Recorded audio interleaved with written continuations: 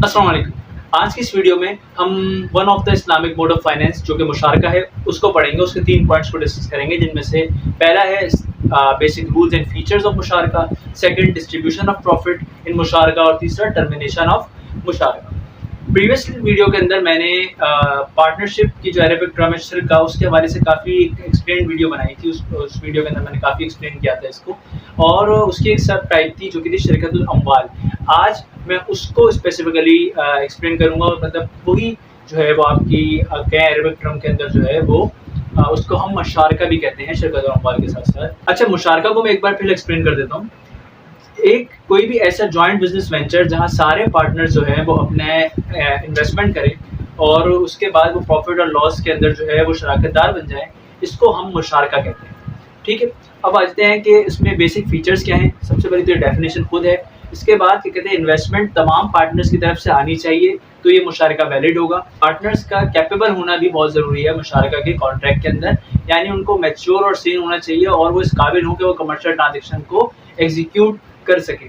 ठीक है, और अगर हम डिस्ट्रीब्यूशन ऑफ प्रॉफिट की तरफ आ जाते हैं, और उसमें यह है कि सबसे मेन कुछ चंद पॉइंट्स है कि जो प्रॉफिट है वो आपका हमेशा कॉन्ट्रैक्ट के वक्त जो है वो रेशो ऑफ प्रॉफिट वो डिसाइड हो जाना चाहिए, और अगर नहीं डिसाइड हुआ तो कॉन्ट्रैक्ट शरिया की नज़र में वैलिड नहीं होगा।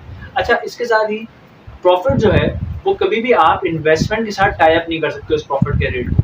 इसका मकसद क्या है? इसका मकसद ये है कि आपकी इन्वेस्टमेंट लेट सपोज 10,000 है, तो आप ये नहीं कह सकते कि मैं 10% अपनी इन्वेस्टमेंट का जो है वो एज अ प्रॉफिट लूँगा इस मुशारका के कॉन्ट्रैक्ट के अंदर।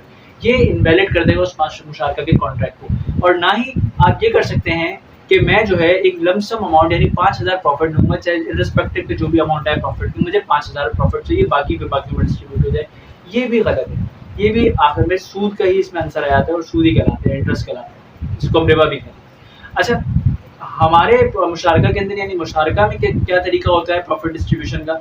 उसमें यह है कि प्रॉफिट को आप जो भी एक्चुअल अमाउंट प्रॉफिट की आती है उसका आप एक रेट मुख्तस कर सकते हो, कि मैं कहूँ कि भाई मुझे 10% जो भी प्रॉफिट आएगा उसमें से मुझे 10% चाहिए। इसमें प्रॉफिट कम ज़्यादा भी होता है, इसमें वेरिएशन भी हो सकती है।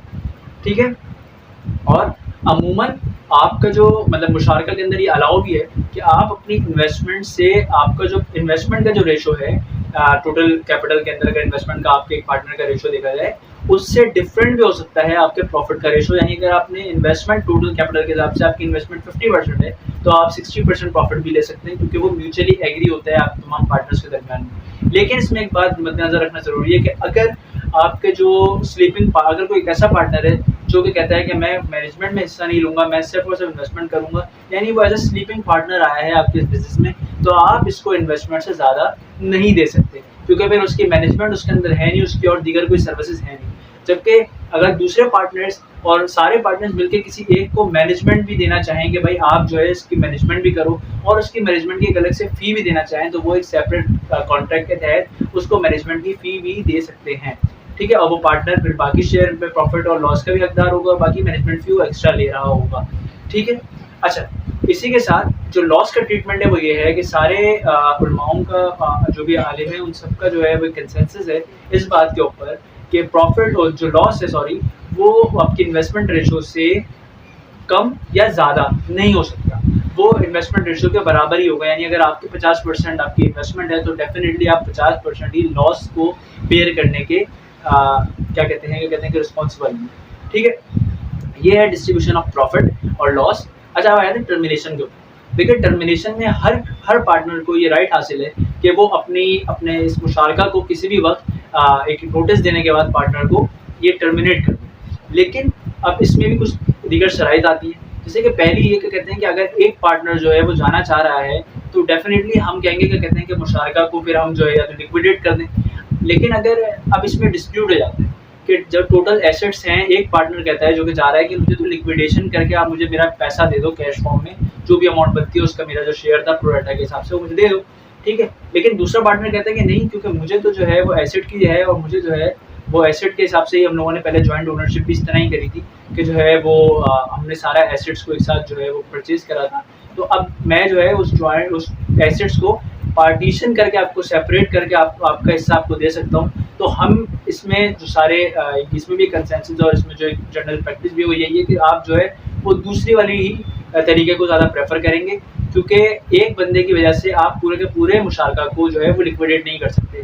आप ये करेंगे कि सबसे पहले जो है आप जो भी एसेट्स हैं जो कि सेपरेट होने के काबिल हैं, आप उनको उसी तरीके से तकसीम कर देंगे उस पार्टनर के शेयर के हिसाब से। और अगर कोई ऐसी चीज़ें जो कि सेपरेट नहीं हो सकती, जैसे कि मशीनरी वगैरह है, तो डेफिनेटली उसको पहले लिक्विडेट करना पड़ेगा और फिर उसकी जो सेल प्रोसीड्स आएंगी उसको आप फिर आगे फर्दर उसके शेयर के हिसाब से दे देंगे।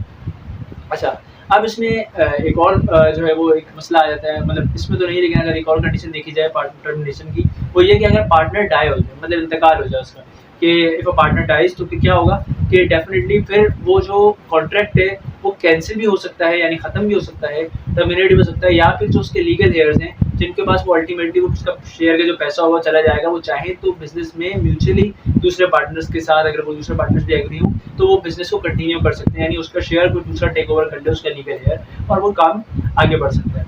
ठीक है। अच्छा, मैच्योर और सेन होना, जैसे कि उसके अंदर सबसे बेसिक रूल भी था, वही यहाँ पर है कि अगर वो नहीं होता, और मतलब अगर पहले जिस टाइम पे मुशारका स्टार्ट हुआ था उस टाइम पे तो मैच्योर था, लेकिन अब जो है वो सेन भी था, यानी उसमें कोई मेंटली कोई इलनेस नहीं थी, लेकिन अब कुछ ऐसा आ गया है तो डेफिनेटली अब जो है वो मुशारका टर्मिनेट हो जाएगा इस सूरत के अंदर, क्योंकि वो कमर्शियल ट्रांजेक्शन का एग्जीक्यूट करने के और कुछ भी समझने के काबिल नहीं रहे। ठीक है। इसी तरीके से अगर कोई ऐसा मसला हो कि आपको पार्टनर को कह रहा है कि मैं पार्टनरशिप से निकलना चाहता हूँ, तो आप बिजनेस को क्लोज किए बगैर भी जो है वो ये काम कर सकते हैं। वो ऐसे कि आप उसके शेयर को खुद परचेज कर लें, यानी दूसरा पार्टनर उसके शेयर को परचेज कर ले और उसको जो है वो पैसा दे दे, या फिर अगर ऐसा नहीं हो सकता तो फिर वही काम होगा, कहते हैं कि या तो वो अपने पार्टनर को जो बाकी एसेट है वो उसको जो है वो पार्टीशन करके उसको वो एसेट दे दे, और देन वो बाकी अपना बिजनेस कंटिन्यू रखें।